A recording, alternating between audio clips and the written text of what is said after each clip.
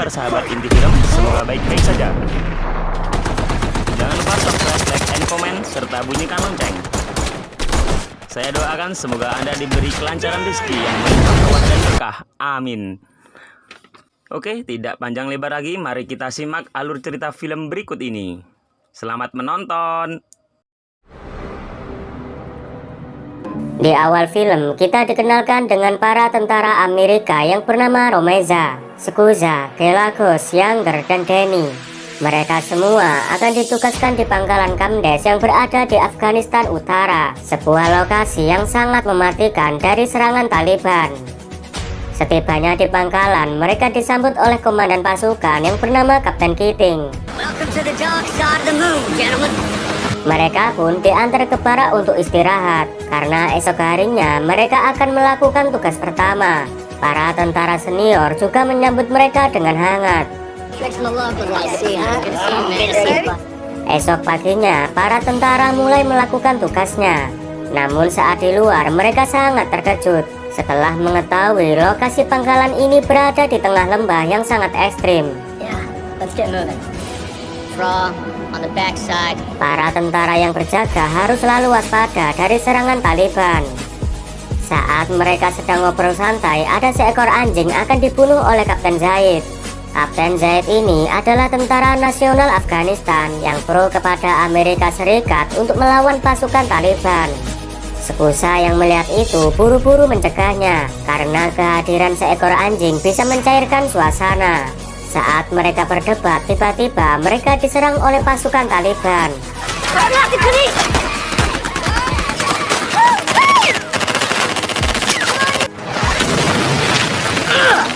Kapten Keating yang mengetahui serangan itu memerintahkan pasukannya untuk segera menembakkan mortar.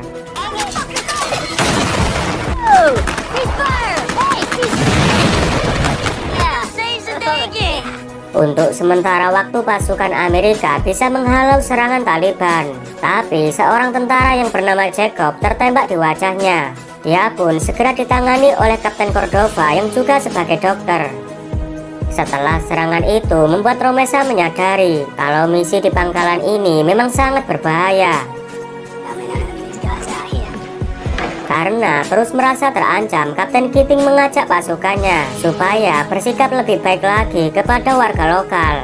Dia tak ingin para warga mendukung dan bergabung ke dalam kelompok Taliban. Esok harinya, Kapten Keating mengadakan pertemuan dengan warga lokal dan para pemimpin desa di gedung Syura. Sang kapten menjelaskan bahwa tujuannya untuk menjalin persahabatan dan mengajak para warga lokal supaya tidak terlibat dengan para pemberontak. Namun di tengah percakapan, salah satu prajurit menemukan jenis peluru yang menyerang mereka. Hal itu membuktikan bahwa para warga juga ikut dalam penyerangan kemarin. Walau sedikit kesal, Kapten Keating memberi dua pilihan secara baik-baik. Jika para warga mau bekerja sama dengan pasukan Amerika, maka desa mereka akan diberi uang untuk pembangunan infrastruktur. Dan jika para warga bergabung ke Taliban, maka mereka akan menjadi musuh Amerika. Setelah berunding dan demi kebaikan dua belah pihak, para warga memutuskan untuk bekerja sama.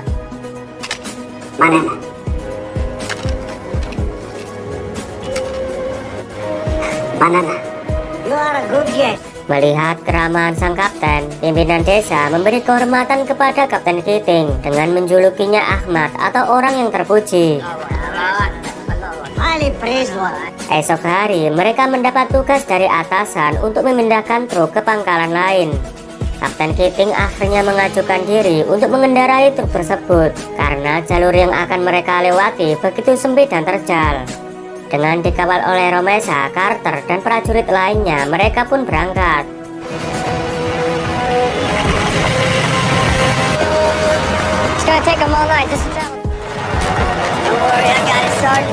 Awalnya, misi mereka berjalan dengan lancar.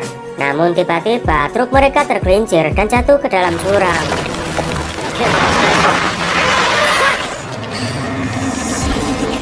Sayangnya kecelakaan itu menewaskan Kapten Keating.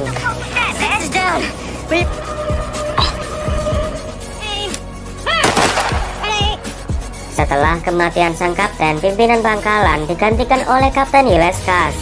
And this is Doc Cornwell. Romesa lalu mengajak Kapten Yeleskas untuk melihat-lihat situasi pangkalan Kamdes. Kapten Yeleskas juga diperkenalkan dengan seorang penasihat Latvia, yaitu Harry. Harry ini tugasnya melatih para tentara Afghanistan. Ketika Romesa akan menunjukkan masjid, tiba-tiba mereka kembali diserang Taliban.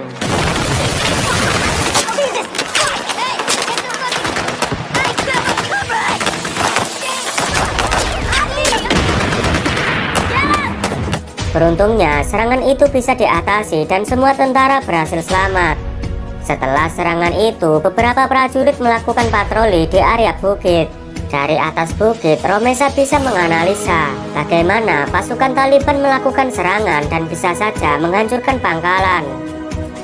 Well, first I knock out our mortar pad, our ammo depot so we can't resupply, and our generator. Saat para tentara Amerika sedang bersantai, Danny melihat ada seorang warga yang diam-diam memotret menggunakan ponsel. Come here! Come here! What's this? What's this? Huh? Beruntungnya, pria itu berhasil ditangkap lalu diinterogasi. Warga lokal itu bernama Nasir. Dia mengaku kalau dirinya disuruh oleh para tetua desa untuk mengambil foto di pangkalan Amerika. Dan foto itu akan diberikan kepada pasukan Taliban. Setelah mendapat informasi, Yeleskas mengumpulkan para tetua desa. Dia menanyakan siapa tetua desa yang menyuruh Nasir. Karena tidak mendapat jawaban, Yeleskas menahan uang yang sebelumnya akan diberikan oleh Kapten Keating. Kapten Yeleskas berjanji akan memberi uang jika para tetua desa bersedia membantunya untuk menemukan orang yang menyuruh Nasir. If we all work together. Inshallah. Inshallah. Adegan berikutnya, seorang penerjemah Afghanistan yang bernama Muhammad mendatangi asisten komandan, yaitu Larsen. Muhammad memperingatkan bahwa Taliban akan menyerang pasukan Amerika dengan skala besar. Hal itu disebabkan para warga merasa kecewa dengan pihak Amerika yang tak kunjung memberikan dana yang telah dijanjikan. Mendengar itu, Larsen malah tidak menanggapinya dan mencoba menenangkan Muhammad yang ketakutan. Esok harinya, para tentara melakukan patroli. Namun kali ini, mereka harus melewati jembatan kayu di atas sungai. Romesa memerintahkan Danny dan Carter untuk melewati jembatan lebih dulu. Lalu Kapten Yeleskas dan Younger segera menyusulnya dan yang terjadi, jebakan bom itu menewaskan Kapten Yeleskas. Sementara Younger masih selamat. Sesampainya di barak, mereka masih shock dengan kejadian barusan. Untuk kedua kalinya mereka harus kehilangan sang kapten. Akibat kejadian itu, Younger mengalami trauma berat. Dia melihat bagaimana tubuh kapten hancur di depan matanya. Karena merasa bersalah, Younger berniat mengakhiri hidupnya. Namun di saat itu juga Romesa datang mencoba menenangkan Younger. Tak lama kemudian, Kapten Pinderman datang dan menyuruh Younger meninggalkan pangkalan supaya menjalani perawatan. Younger akan diberangkatkan dengan helikopter bersama mayat Kapten Yeleskas. Setelah tewasnya Kapten Yeleskas, pangkalan Kamdes dipimpin oleh Kapten Broward. Broward memberitahu bahwa dia akan menutup pangkalan pada tanggal 6 Juli. Besoknya, tentara Afghanistan yang bernama Malik melapor kepada Kapten Broward kalau dia menemukan sebuah identitas milik warga Afghanistan di jembatan, yaitu lokasi Kapten Yeleskas dibom. Romesa meminta agar dirinya dan teman-temannya mencari pria tersebut. Namun Kapten Broward menolaknya karena dia tak ingin terlibat konflik dengan warga desa. Kapten memberitahu bahwa kasus ini akan segera ditangani oleh petugas investigasi. Keesokan harinya, pasukan Taliban semakin gencar melakukan penyerangan.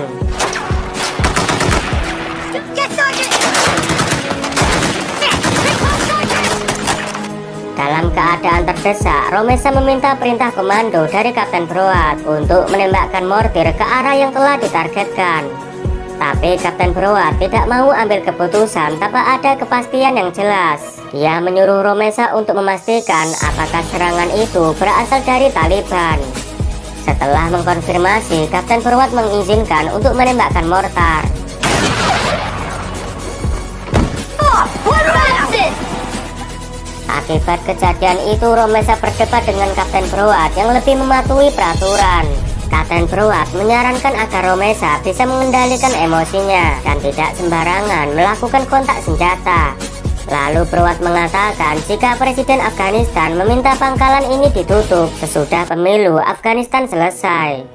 Bahkan pimpinan pusat juga mengabarkan bahwa pangkalan ini resmi ditutup menjadi bulan Oktober. Singkat cerita, malam hari pun tiba. Ketika beberapa tentara sedang berjaga, mereka melihat Taliban kembali melakukan penyerangan. Namun, Kapten Broad salah memberikan koordinat musuh, sehingga tembakan mortal salah sasaran. Esok harinya, para ketua desa mendatangi Kapten Broad. Mereka meminta pertanggungjawaban atas kematian warganya akibat terkena ledakan mortar semalam. Namun seorang tentara mengatakan bahwa mayat itu sudah tewas berhari-hari yang lalu. Ia menganggap para tetua desa membuat rekayasa supaya mendapat uang yang sebelumnya ditahan oleh Kapten Yeleskas. Di tengah perdebatan, anjing milik suku lepas lalu menggigit seorang ketua. Tanpa pikir panjang, Kapten Broad kemudian menembak anjing itu. We're soldiers in Afghanistan. We're not in a fucking dog park. Sang kapten akhirnya setuju untuk memberikan uang kepada warga lokal. Kapten Broad melakukan itu supaya tak ada lagi ketegangan antara warga lokal dengan pasukan Amerika dan situasi menjadi kondusif. Saat mereka sedang asik ngobrol, Kapten Broad datang dan memberitahu bahwa dirinya telah dibebas tugaskan dari pangkalan Kamdes. Dia juga menunjuk Binderman sebagai pemimpin pangkalan sementara. Sebelum pergi, Kapten Broad meminta mereka untuk merahasiakan kekosongan komando agar pasukan Taliban tidak menyerang. None of this gets talked about in Skype, radio, emails, nothing. Ketika waktu senggang, para tentara menyempatkan menghubungi keluarganya masing-masing. Hal ini menunjukkan jika mereka sudah lama berpisah dan sangat merindukan keluarganya. This deployment and then we'll start a family. I gotta go now, baby. God bless, Mom. Love you and Dad, alright? I love you, boys. Singkat cerita, pada tanggal 3 Oktober tahun 2009, pagi itu para tentara sedang berjaga seperti biasanya. Namun tiba-tiba Muhammad datang dan memperingatkan bahwa para penduduk desa telah pergi dan pasukan Taliban akan menyerang pangkalan sebentar lagi. Dan benar saja, malapetaka pun terjadi. Ratusan pejuang Taliban berdatangan untuk melakukan serangan besar-besaran.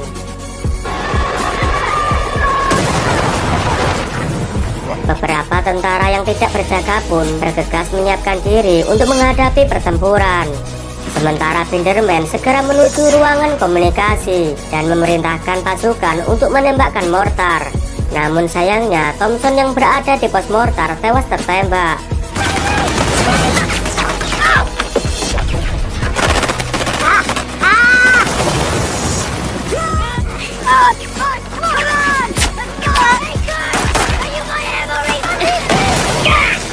Karena kewalahan menghadapi serangan Taliban, Binderman kemudian meminta dukungan udara. Namun sialnya, bantuan udara akan datang sekitar 2 jam lagi karena cuaca saat itu sangat buruk. Pertempuran pun berjalan dengan sengit. 53 tentara Amerika harus berhadapan dengan 400 lebih para pejuang Taliban.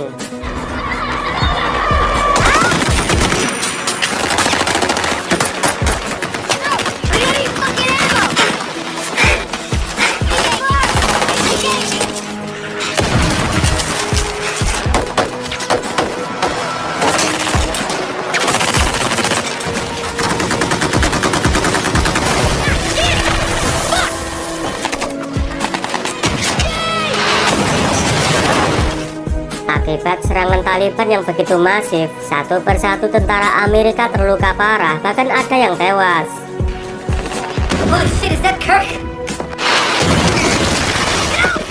Melihat Glykos yang terjebak, Romesa berusaha menyelamatkannya dengan sebuah tembakan jitu. Sementara pasukan Taliban belum mengendurkan serangannya dan semakin mendekati pangkalan.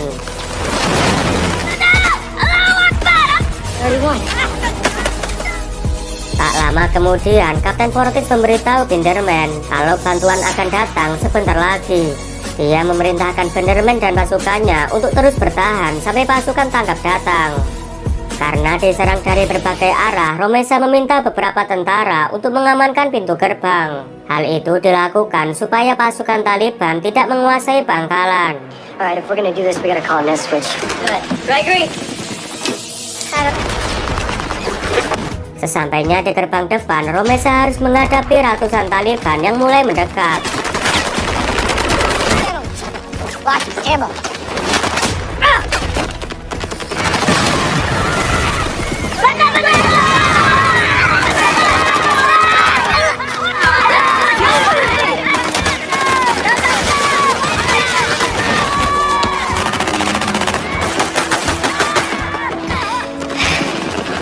Saat tentara Amerika benar-benar terdesak, bantuan helikopter pun datang dan mengebom seluruh pasukan Taliban. Target destroyed.